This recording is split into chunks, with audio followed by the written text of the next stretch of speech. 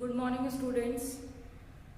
अपनी पिछली क्लास में हम पढ़ रहे थे बीएससी पार्ट 2 पेपर 3 में structure of plant. Structure of plant में हम स्ट्रक्चर ऑफ फ्लावर पढ़ रहे थे कि एक टिपिकल डाइकॉट फ्लावर का स्ट्रक्चर कैसा होता है, उसके कौन से पार्ट्स होते हैं और उनका स्ट्रक्चर कैसा होता है, उनका अरेंजमेंट कैसा होता है। उसी के कंटिन्यूशन में हम अपने आज के लेक्चर में पढ़ेंगे रिप्रोडक्शन इन फ्लावरिंग प्लांट्स और पर्टिकुलरली सेक्सुअल रिप्रोडक्शन। रिप्रोडक्शन जैसे कि हमको पता है कि रिप्रोडक्शन का मतलब है प्रोडक्शन ऑफ इंडिविजुअल।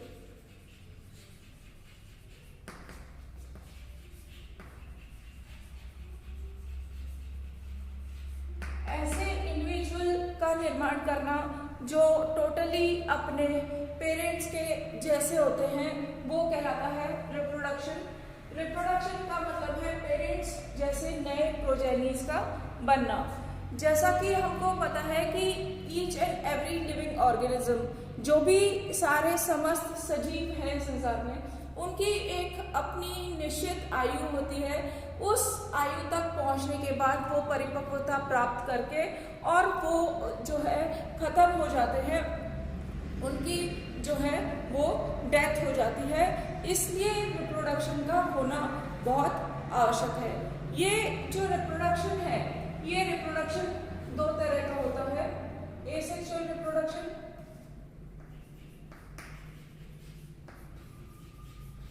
और सेक्सुअल रिप्रोडक्शन।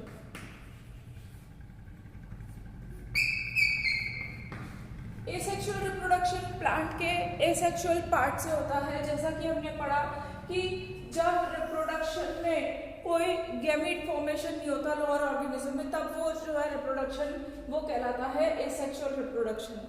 यहाँ पर हम अभी जो पढ़ेंगे कि हर स्पीशीज में या ज्यादातर स्पीशीज में सेक्सुअल रिप्रोडक्शन पाया जाता है और इस सेक्सुअल रिप्रोडक्शन में जो साइट है, साइट ऑफ सेक्सुअल रिप्रोडक्शन है flower. Flower is the part meant for sexual reproduction और इस फ्लावर में दोनों मेल और फीमेल गैमीट्स जो हैं वो यहाँ पर बनते हैं और उनके फ्यूजन से डिप्लॉयड जाइगोट बनता है। डिप्लॉयड जाइगोट से एम्ब्रियो बनता है और ये जो प्रोसेस है फर्टिलाइजेशन का प्रोसेस वो कहलाता है एम्फीमिक्सिस।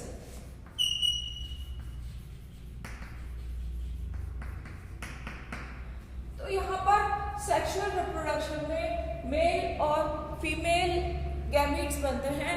तो ये डिटेल्ड प्रोसीजर हम यहाँ पर पढ़ेंगे कि किस तरह से मेल गैमीट्स बनते हैं, कहाँ पर बनते हैं, क्या उनका डेवलपमेंट या फॉर्मेशन का प्रोसेस होता है, इसी तरह से फीमेल गैमीट का, और फिर किस तरह से उनमें एम्फीमिक्सिस होता है, जाइगोट बनता है और जाइगोट से आगे जाके एम्ब्रियो बनता है और एम्ब्रियो से फिर नया प्रोजेनी किस तरह से बनता है। ये सब कुछ स्टेप्स हम पढ़ेंगे sexual reproduction of dicot plants या sexual reproduction of flowering plants.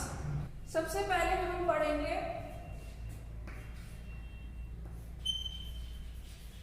Mail reproductive organ.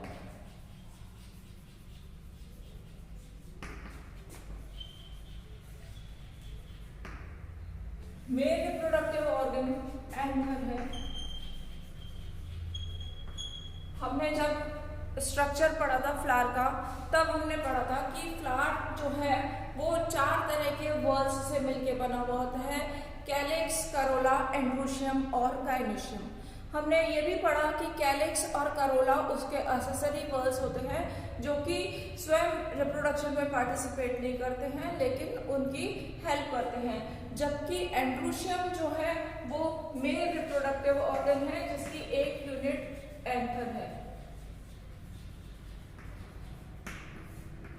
कुछ प्लांट्स में या बाइसेक्सुअल फ्लावर्स में एंड्रोशियम साथ गाइनोस्ट्रियम भी होता है, एंथर के साथ पिस्टल भी होता है, जबकि यूनिसेक्सुअल फ्लावर जो मेल फ्लावर होगा उसमें सिर्फ एंथर पाया जाता है। तो ये जो एंथर है या एंड्रोशियम है या इसकी यूनिट है स्टेमन। इस एक स्टेमन का अगर हम स्ट्रक्चर देखें तो ये स्टेमन स्पेसिफिकली किस स्ट्रक्चर का होता है। जैसे हम नंबर की बात करें तो नंबर ऑफ स्टेमन फिक्स्ड होते हैं। किसी भी पर्टिकुलर प्लांट में कितने स्टेमन होंगे वो फिक्स होते हैं। फॉर एग्जांपल यहाँ पर हम कैप्सुला की बात करते हैं तो कैप्सुला में नंबर ऑफ स्टेमन होते हैं 6। इस तरह से हर प्लांट में स्टेमन का नंबर फिक्स होता है। अगर हम एक टिपिकल डाइकॉट प्लांट का स्टेमन देखें तो ये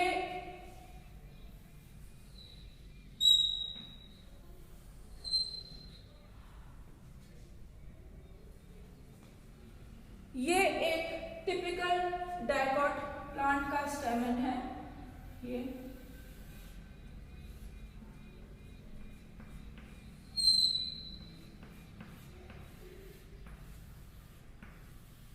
ये हम पहले भी देख चुके हैं। इस स्टेमन में 3 पार्ट होते हैं, फिलामेंट, कनेक्टिव और एंथर लोब।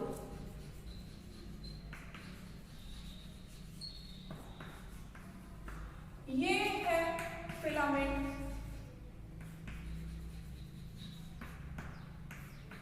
फिलामेंट जो है वो लॉन्ग थ्रेड लाइक स्ट्रक्चर है जो मेन एंथर को या एंथर लोब को ये जोड़ता है थैलेमस से। थैलेमस एक कप शेप्ड स्ट्रक्चर है जिसमें फ्लावर के सारे वर्ड्स कनेक्टेड रहते हैं। तो ये है फिलामेंट, ये इन दोनों को कनेक्ट करने का काम करता है और long thin thread like structure जो है ये कहलाता है फिलामेंट। फिलामेंट के बाद नेक्स्ट पार्ट है ये कनेक्टिव।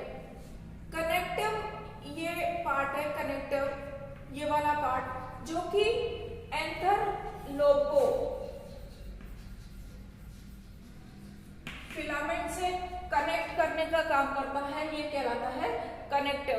कनेक्टिव किस तरह से करता है फिलामेंट को कनेक्ट, इसके बेसिस पर कई तरह के होते हैं और ये हम यहाँ पर इतने डिटेल में नहीं जाके सिर्फ जनरल पढ़ेंगे कि फिलामेंट को कनेक्ट करने वाला ये यहाँ पर कनेक्टिव होता है। ये ज्यादा डिटेल स्ट्रक्चर हम पेपर 2 टेक्सोनॉमी में पढ़ेंगे। ये जो है ये है एंथर लोब।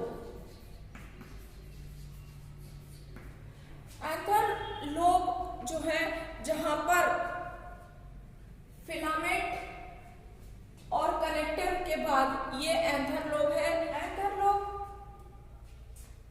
कनेक्टिव के थ्रू फिलामेंट से जुड़ा रहता है और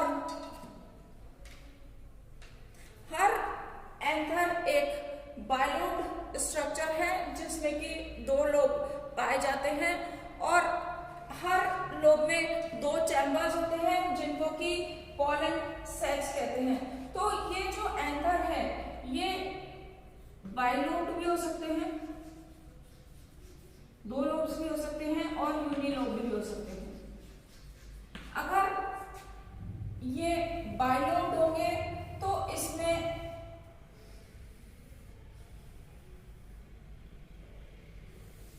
ये this is 1 lobe, this is 2nd lobe. इस एक लोब में 2 पॉलन चैम्बर है।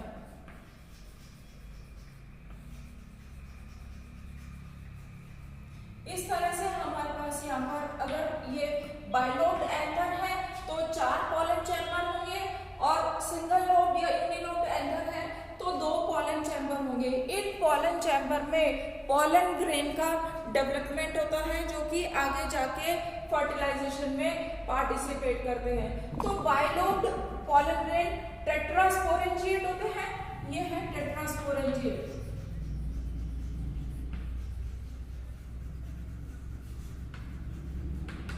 और यूनिलोड स्पोरेंजिएट जो है ये बाई स्पोरेंजिएट होते हैं। और इनका स्ट्रक्चर ये जो है ये इस तरह का, ये यूनिलोब एंथरलोब इस तरह के दिखाई देते हैं। ये यहाँ पर ये जो है ये पॉलन चैम्बर है, यहाँ पर इनमें पॉलन ग्रेन्स का फॉर्मेशन होता है। तो ये जो हमने पढ़ा है कि पॉलन ग्रेन्स जो है वो इनसाइड पॉलन सैक बनते हैं।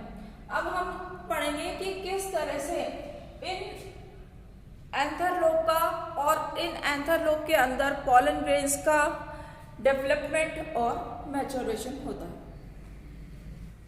Male reproductive anther development anther का किस तरह से होता है, यहाँ पर एंथर में पॉलन सैक कैसे बनते हैं या माइक्रोस्पोरेंजिया कैसे बनते हैं, तो इसका development eusporangiate type of development है। यूस्पोरेंजिएट टाइप ऑफ डेवलपमेंट का मतलब है जब माइक्रोस्पोरेंजिया के फॉर्मेशन में या एंथर के फॉर्मेशन में एक से ज्यादा कोशिकाएं पार्टिसिपेट करती है, ऐसे डेवलपमेंट को हम यूस्पोरेंजिएट टाइप ऑफ डेवलपमेंट कहते हैं। तो किस तरह से ये डेवलपमेंट होता है, क्रमिक इसकी स्टेजेस क्या क्या होती है, हम ये यहाँ पर एक डायग्राम के हेल्प से देखेंगे। ये जो पॉलन सैक है या माइक्रोस्पोरेंजिया है, शुरू में एक स्फेरिकल आउटग्रोथ के फॉर्म में होता है, एक बहुत स्मॉल आउटग्रोथ होती है जिसमें अनडिफरेंशिएटेड सेल्स होती है। सिर्फ आउटर या पेरिफेरल सेल्स जो है वो एपिडर्मिस में डिफरेंशिएटेड होती है, बाकी की सारी cells group of meristematic cells के फॉर्म में होती है। ये मेरिस्टेमेटिक सेल्स ही आगे जाके डिफरेंशिएट होती है इस माइक्रोस्पोरेंजियम के डिफरेंट पार्ट्स में। जब इसमें फर्दर डेवलपमेंट होता है तो ये स्फेरिकल से ये क्वाड्रिकुलर टाइप का हो जाता है, ये रेक्टेंगुलर सा होता है जिसमें 4 कॉर्नर्स में आर्किस्पोरियल सेल्स का डेवलपमेंट होता है। जो ये 4 कॉर्नर सेल्स है, इसमें मेरिस्टेमेटिक सेल्स जो एपिडर्मिस के जस्ट नीचे सिचुएटेड है, ये आर्किस्पोरियल सेल में डेवलप होती है। और ये आर्किस्पोरियल सेल्स चारों कॉर्नर में ग्रुप ऑफ सेल्स के 3 और 4 सेल्स के ग्रुप के फॉर्म में यहाँ पर ये आर्किस्पोरियल सेल्स डेवलप होती है। Later on in archesporial cells में एंटीक्लीनर डिवीजन से हर आर्किस्पोरियल सेल्स 2 सेल में डिवाइड हो जाती है, आउटर और इनर। इसमें से आउटर सेल प्राइमरी पैराइटल उसमें डिफरेंशिएटेड होती है, आउटर मोस्ट लेयर वाली सेल्स प्राइमरी पैराइटल सेल्स कहलाती है और इनर वाली सेल्स प्राइमरी स्पोरोजिनस सेल कहलाती है। जैसा कि नाम से ही क्लियर है, प्राइमरी पैराइटल सेल से वॉल फॉर्मेशन होता है और प्राइमरी स्पोरोजिनस सेल से स्पोरोजिनस टिश्यू का या पॉलन ग्रेन का डेवलपमेंट होता है। अगर हम सबसे पहले वॉल्स की बात करें तो ये जो प्राइमरी पैराइटल सेल है, इन सेल में एंटीक्लीनल और पेरिक्लीनल दोनों डिवीजन होने से 5 या उससे ज्यादा लेयर वाली सेल्स बन जाती है। ये प्राइमरी पैराइटल सेल्स जो है ये वॉल फॉर्मेशन का काम करती है। इन प्राइमरी पैराइटल सेल से एंटीक्लीनल और पेरिक्लीनल दोनों डिवीजन से बहुत सारी कोशिकाएं बन जाती हैं और ये कोशिका जिनमें से सबसे बाहर की तरफ जो होती है, जो आउटर मोस्ट होती है, वो बनाती है एंडोथीशियम, सिंगल लेयर्ड और आउटर मोस्ट ये बनाती है एंडोथीशियम। या हम कह सकते हैं कि आउटर मोस्ट लेयर एक कोशिकीय मोटी एंडोथीशियम लेयर होती है। इसके बाद मिडिल लेयर 2 या 1 या 3 लेयर मोटी स्ट्रक्चर होती है, वो कहलाती है मिडिल लेयर। मिडिल लेयर के अंदर की तरफ इनर मोस्ट टैपिटम होती है। टैपिटम के बारे में आगे हम स्ट्रक्चर में पढ़ेंगे तब और क्लियर हो जाएगा, पर टैपिटम एक इम्पॉर्टेंट लेयर है माइक्रोस्पोर के डेवलपमेंट के पॉइंट ऑफ व्यू से।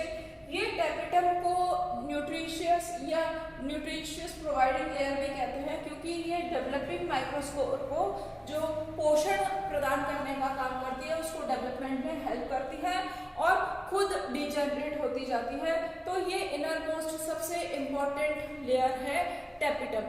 3 लेयर्स का फॉर्मेशन इस प्राइमरी पैराइटल सेल से होता है। यहाँ पर ये प्राइमरी स्पोरोजिनस सेल जो है ये भी इम्पॉर्टेंट है। ये जो प्राइमरी स्पोरोजिनस सेल है, इसमें पहले तो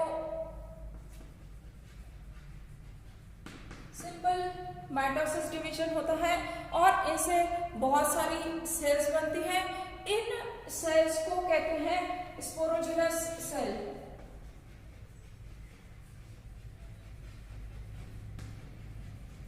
या इनको कहते हैं हम माइक्रोस्पोर मदर सेल। ये microspore mother cell main cells है। जब इन माइक्रोस्पोर मदर सेल्स एमएमसीज में जब रिडक्शन डिवीजन होता है,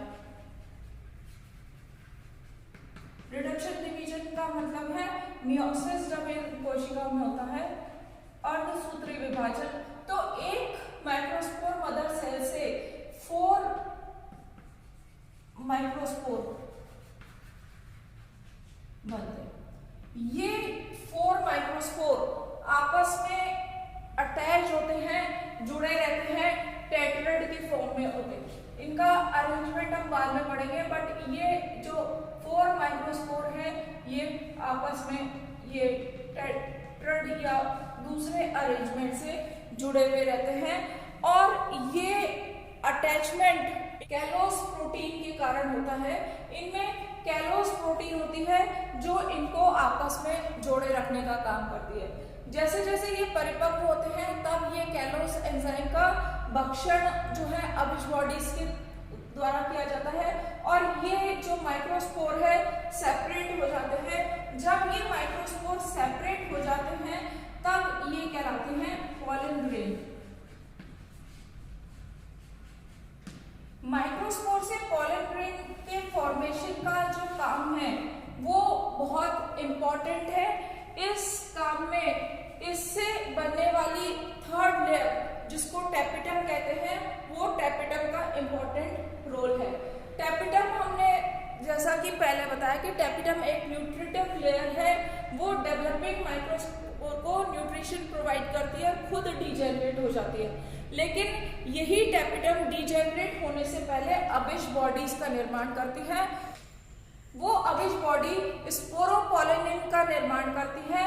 उस स्पोरोपोलिनिन के फॉर्मेशन से इस माइक्रोस्पोर में आउटर वॉल जिसको एक्साइन कहते हैं, उस एक्साइन का फॉर्मेशन होता है और तब ये जो 4 सेपरेटेड माइक्रोस्पोर है ये तब पॉलन ग्रेन कहलाते हैं। इनके चारों तरफ थिक एक्साइन वॉल बन चुकी होती है अबिश बॉडी की हेल्प से।